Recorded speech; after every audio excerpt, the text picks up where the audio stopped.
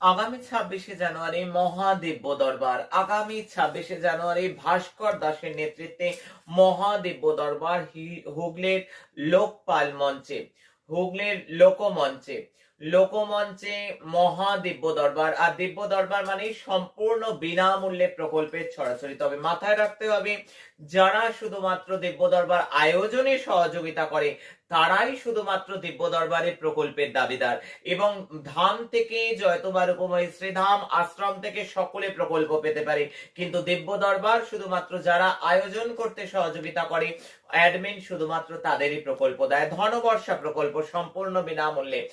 একেবারে 26শে জানুয়ারি ধনবর্ষা প্রকল্প, তার মধ্যে রয়েছে ড্রাগন যন্ত্র, তার মধ্যে রয়েছে একেবারে লক্ষ্মী প্যাঁচার চিত্র, দুটি লক্ষ্মী প্যাঁচার চিত্র সেটা মন্তব্যত, দুটি তোতার চিত্র সেটাও মন্তব্যত, দুটি সুর তোলা হাতি সেটাও মন্তব্যত, সঙ্গে সাতমুখী রুদ্রাক্ষ, ধনদা কবচ, ধনদা যন্ত্র।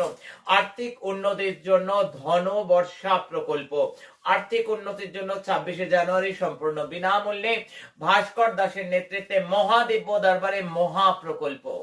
জয় মা।